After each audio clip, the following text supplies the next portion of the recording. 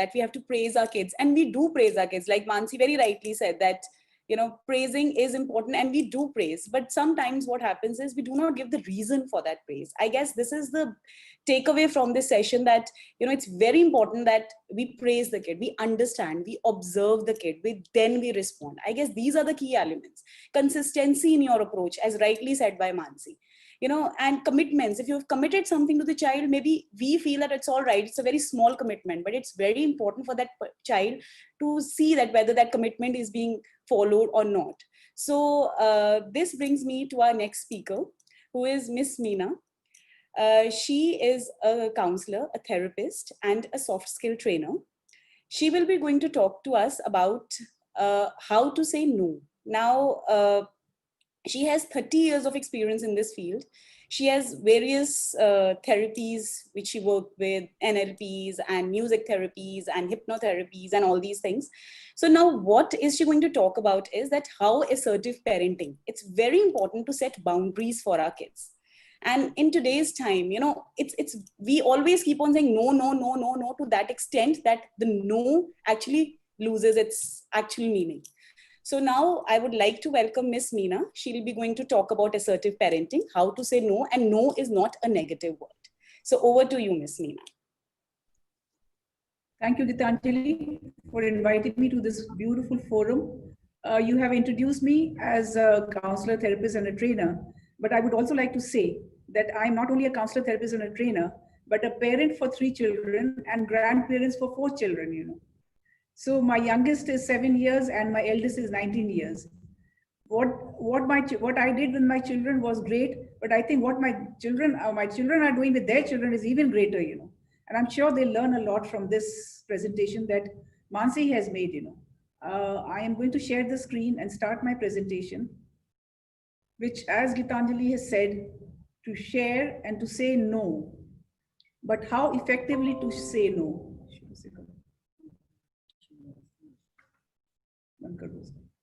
Assertive parenting, how to say no.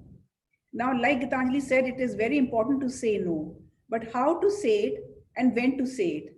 I'm going to take you on a journey, and Mansi has really set a nice trend for it, She has explained so beautifully as to what parenting means, good and bad parenting. Now, let's talk about setting boundaries for your children. Now, how we can rename it. Maybe we can rename this. Alternatively, we can rename it how to say yes, or maybe how to say no. What is more important is to say yes or to say no with respect to your children for taking that decision for them. Can we say yes or can we say no?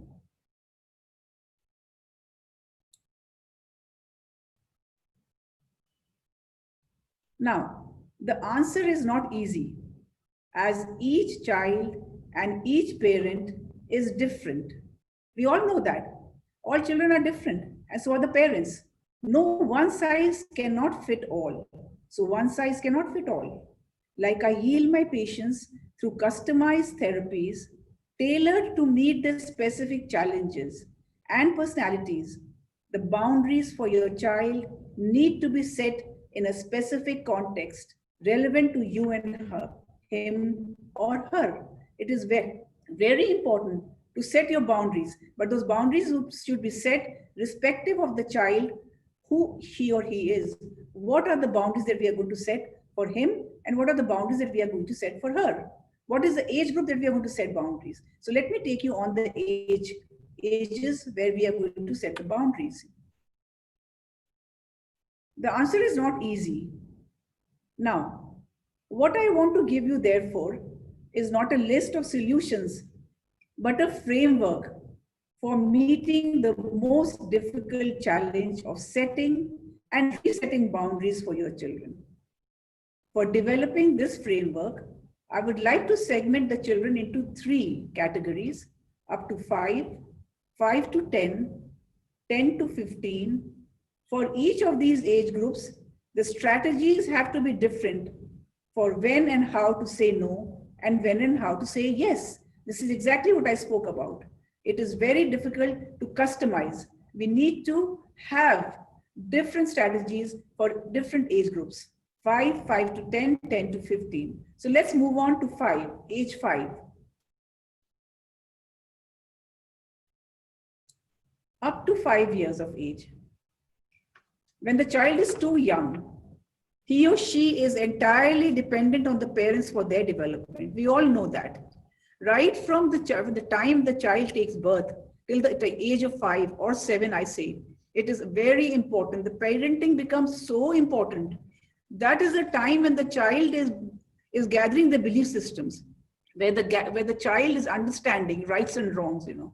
So the age from 0 to 5 or to 7 is a very important time when the parents will spend maximum time, because once it has been set, the thought process has been set, the boundaries have been set, the parenting is going to be easy, you know, and the children and you are going to be in sync with each other. The strategy to set boundaries should be based on love and care, as they are the most effective stimuli at this stage to form their value systems. Now, at this age, as I said before, the child's mind is very receptive. It soaks whatever it needs. It is like a sponge. You give them love, it will soak love. You scold them, it will scold scolding, you know. If a mother follows through with what she says to the child learns direct literal communication. But on the other hand, if mother does not follow through with what she says, the child receives incongruent messages and begins to look for hidden meanings in what is being said. So that is what I mean to say when I say that age appropriate, and right from 0 to 5 or to 7, it is very important to have a sync with them, to understand them so that the child understands you in return. Your behavior with your children at this stage sets the tone for the future behavior of your children. As I said before, this age is very important, from 0 to 5 or to 7, to set the tone so that your child's behavior in the future has been set, and the stage has been set, and you are able to communicate, and the child is able to understand you much better. As we know, the mother is the epitome of love and care. She plays the maximum role in teaching children what is right and wrong. She should be able to say no with authority and disciplined approach. Very important. I'm going to go on and tell you how to say no with authority and yet with a disciplined approach, but the love and care remains where it should. Now let's move on to the second stage of a child's development. Between 5 to 10 years of age, at this stage, the external influences such as school, friends, teachers, etc. start playing important roles in shaping up their personalities. Up to age 10, the child's library of associations and identifications, that is where they're learning. Some of these negative and positive associations form a life script. This life script is formed from what we know. It does not know good from bad or right from wrong.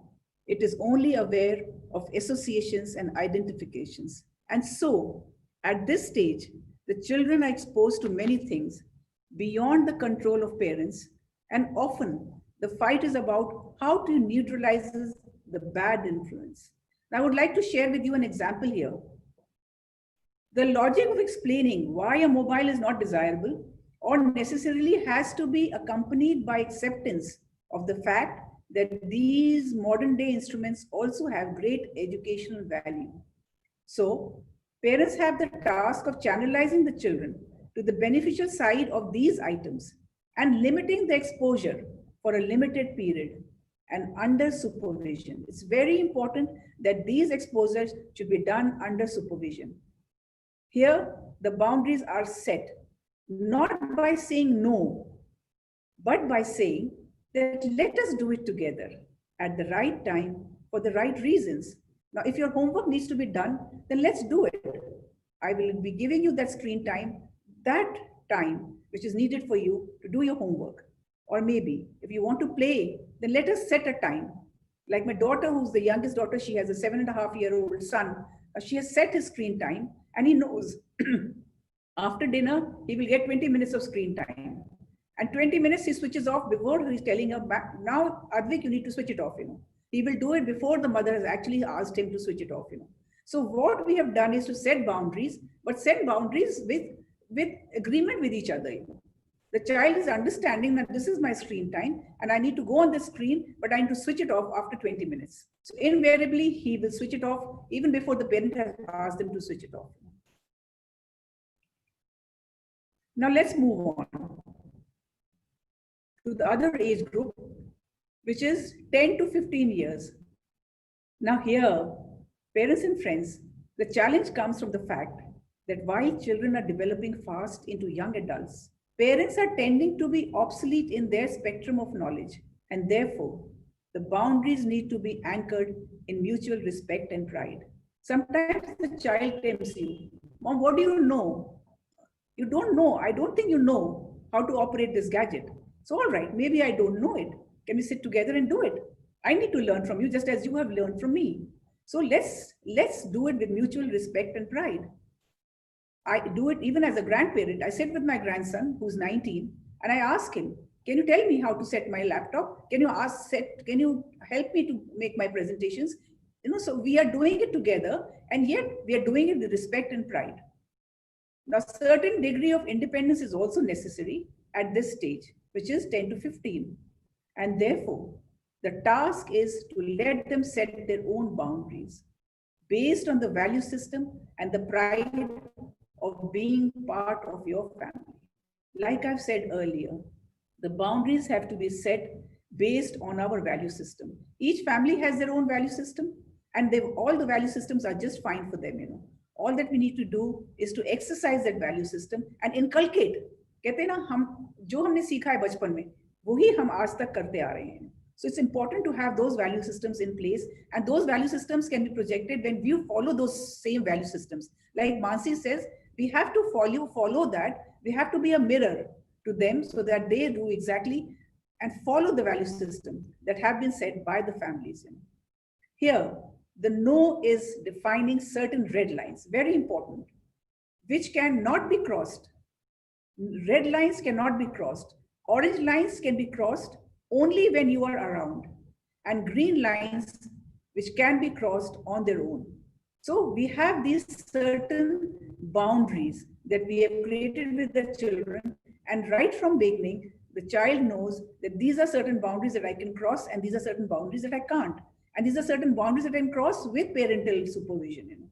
So all these, we have to sort of inculcate in the child right from the beginning that what are their boundaries. The pride in becoming a capable person needs to be inculcated, and shame in doing something needs to be understood. Very important. I've not done this right.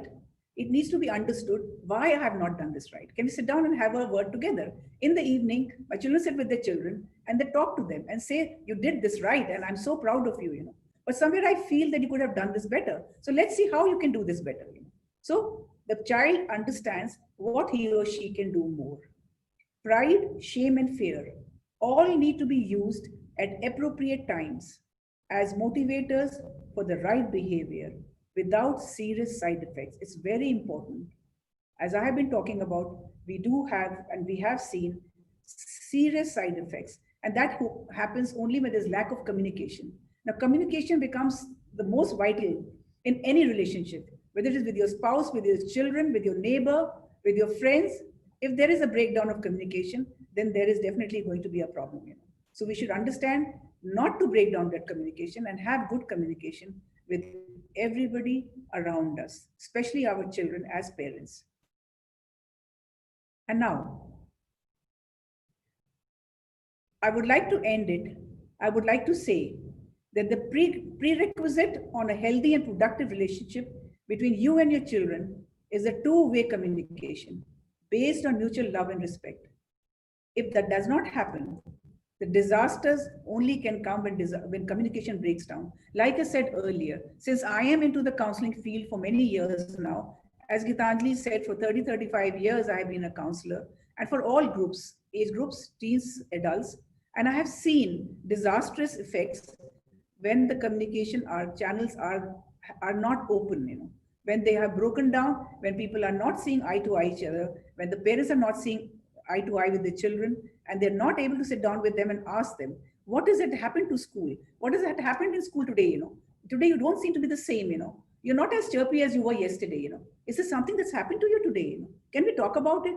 So very nicely we can sit down with all age groups. My grandson, as I said, is so young, and even when he was 5 to 6, he used to come back and tell his mother, sometimes when I used to go and visit them, that look, Nani, I don't think I liked school today. Why? What happened?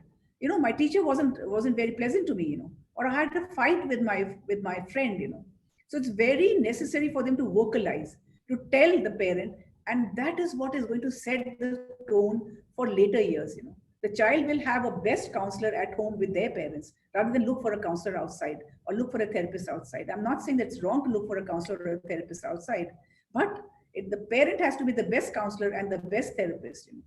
Who can understand the child better than the parent himself or herself?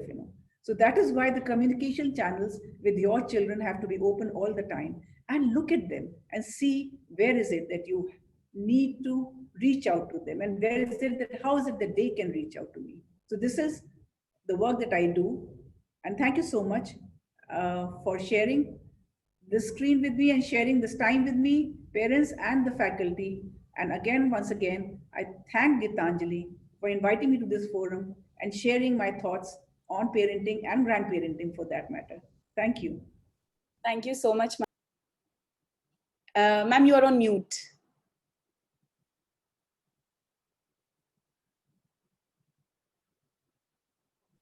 Yes, we were talking about uh, to be a role model, right? Can you hear me? Yes, yes. Okay.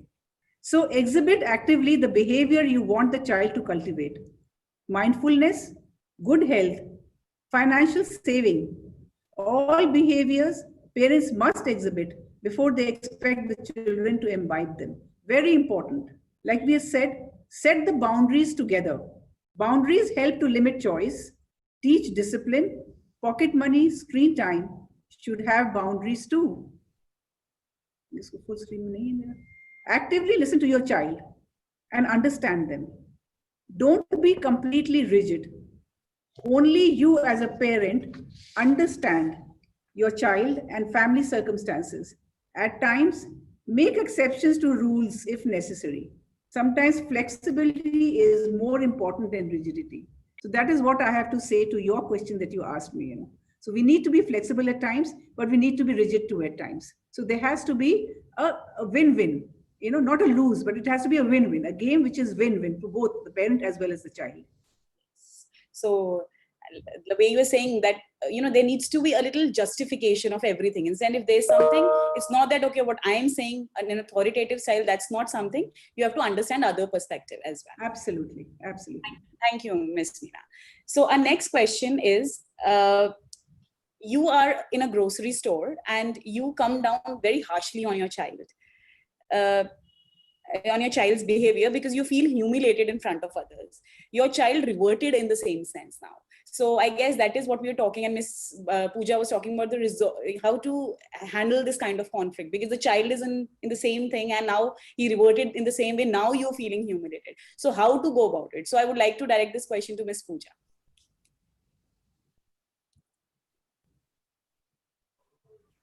Thank you, Gitanjali, for this question. And, if I would have been a, puja of, 10, 12 years back, so I would have, really taken it to my heart and, really take it on my ego that how can my child behave like this with me? And because parents feel if my child is behaving in a certain way, that is my fault. And they take it really personally that they want to show the world that what my child is doing is the best, and they don't expect that behavior from them. But child is a child. No, elder will do that in a grocery store or something. So first we have to keep it in mind that this my child is a child and he is allowed to do what he is doing. If he is not liking anything and if he is in that mood where he is not behaving properly, don't take it personally. And just you try to ignore the child and just be there, so that the child knows that you are there but you are not listening to that child. So after 5 minutes, maybe after all the tantrums are done, and they will see after 5 minutes that you are moving 2 steps ahead, and you are not looking at them. So that, when they feel that my mother might leave me and go, so probably they'll get up and, just come behind you.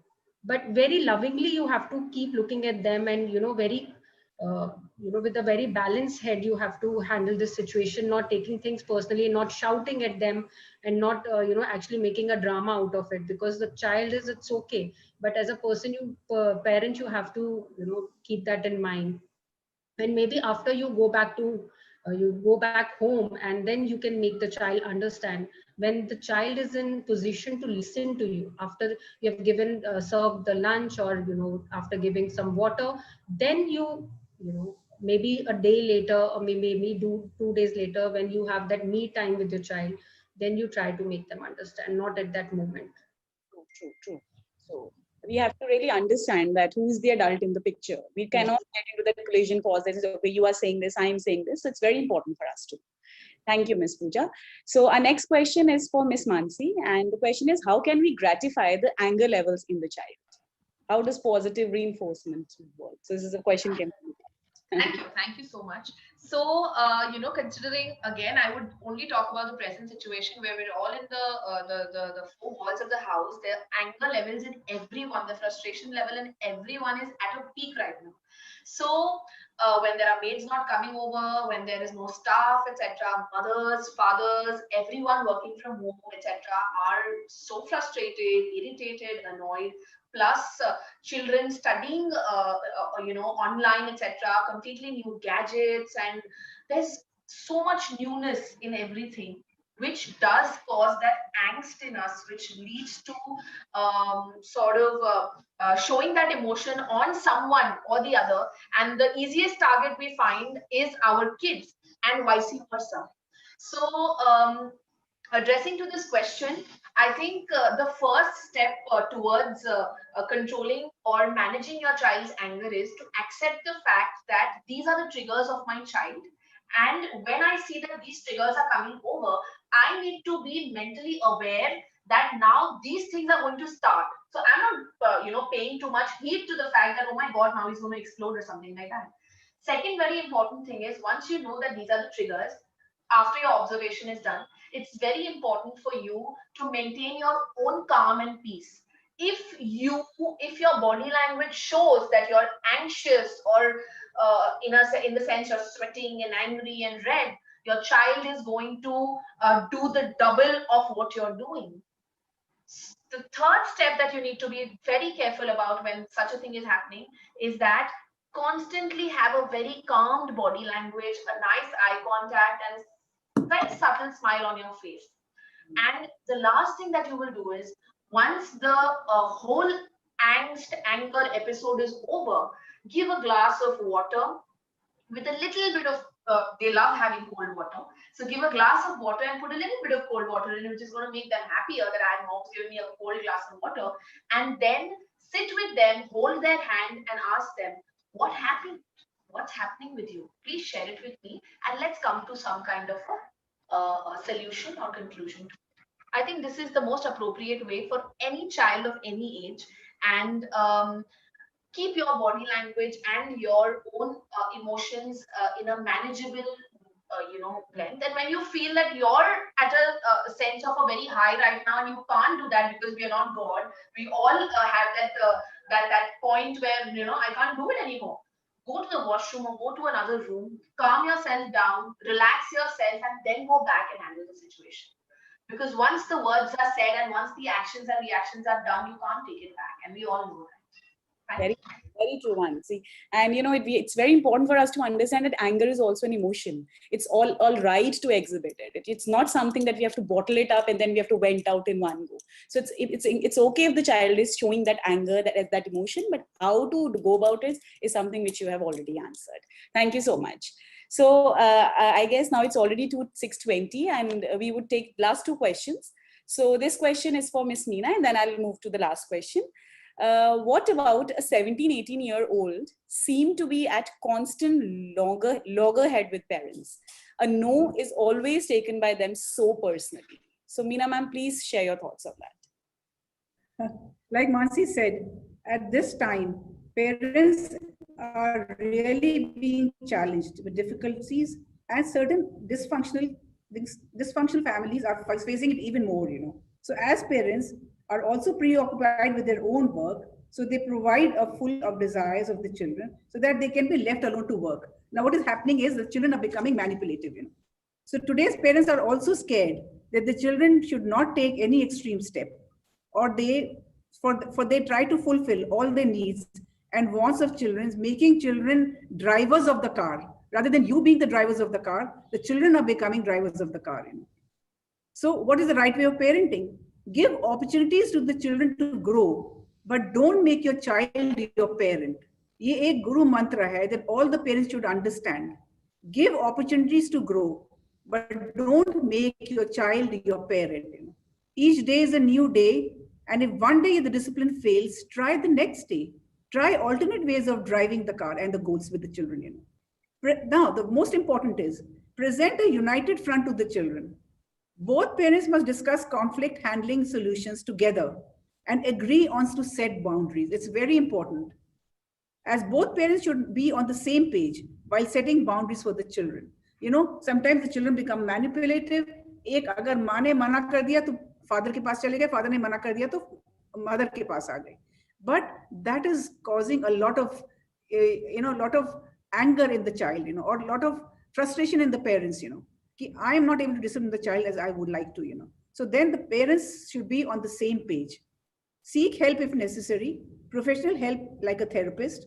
You can work together with a therapist to deal with challenges and issues leading to unwanted behavior of your child.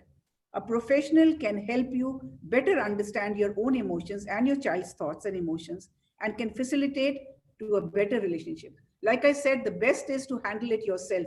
But if sometimes you feel that you're being overburdened, or you feel that you're not able to strike the balance, it's good to go individually and then together to a person who's non-judgmental, who can see the situation and help you both as a parent as well as a child. So it's very important to deal with it, nip it in the bud rather than let it grow and you're not able to sort of do something about it, and it boomerangs on your face. So it's always good to nip it in the bud and to deal with it there and then, rather than let it grow to a state where you're not able to focus or do anything. The whole family comes to a breakdown. So it's very important for you to nip it in the bud, like I said. And then, like I said, give opportunities to grow, but don't make the child your parent. Again and again, I would like to say this to the parents. So yeah, ma'am, thank you. So the next question is in continuation with this only, that what do we do even after setting boundaries for the child and the child is not listening? The 20 minutes never get over and keep extending. We are working parents and then we lose our cool as we don't have the time. That's a very good question. See, when you say, I talk about assertiveness. No. Was that for me? Was Yeah, that for me? answer, please. Yeah. Okay. So lack of assertive parenting can lead to an undisciplined child. Later, these children have difficulty functioning as teens because they are not habitual of listening to a no, which can cause distress to their lives. These children can't stand things which are not according to them, leading to inappropriate behaviors. So you as a parent should cultivate a resilience in your child. Good habits and a resilience can be cultivated in the young by parents. However, there is no surety that children will have self-control necessary to deal with problems as adults would. So adults too, we need to constantly develop our own tolerance and resilience as problem-solving capabilities. It's not only developing a resilience for the child, but developing a resilience for your own self also. Henceforth, practicing and cultivating resilience in your child is an ongoing process. One needs to constantly work through it over the years. Just as we expect the child to work through it over the years, similarly the parents too have to work with their behavior, with their resilience, just from the time when they start to become parents. When the child is coming to their lives, we need to start to build our resilience too, along with the resilience of our child. Thank you. So we have many questions, and I'm so delighted to see the kind of questions the parents are asking. But I'm so sorry, because of the scarcity of time, we'll not be able to take all the questions. But I'll just read few questions, and maybe we'll going to answer those questions. And Miss Mansi, the parent, has really thank you for, and she'll definitely implement those strategies. So the question is, during this pandemic, when all the classes are virtual, the sports classes are not effective. My daughter is becoming reluctant to any physical activity, which she used to love. And I can feel its adverse effects on an energy and behavior. Like Miss Pooja, you were talking about all the energies, how to handle this situation. So we'll get back to these answers. And I'm just reading it out so that, maybe these questions could be for somebody else as well. Like there's one question which says that, what is a reasonable and ideal time for a 14-year-old to switch off the devices and sleep? What time should we wake up? Point to be noted is that youngsters are not studying at this time, they are on social media. So, and there's another question, while at boarding, there were activities in between studies. After waking up 6:30, they are ready, go for breakfast, go for their respective classrooms. But now once the child joins the online class, they're continuously sitting in one place. Yes, there are breaks between the class, but the child cannot do what they were doing in school.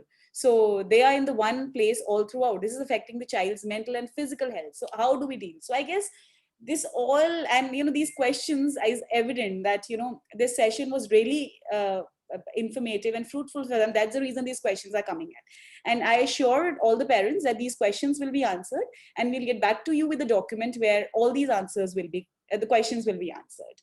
So this brings to me towards the end of the session. From on behalf of Pathways, would like to extend my gratitude to all the panelists present here for joining in, for contributing towards the webinar. And I would like to thank all the parents who join in for the session. I'm sure and I'm very hopeful that this session has helped you to enhance your understanding of different aspects of parenting. So thank you so much. And thank you, panelists. Thank you. Thank you.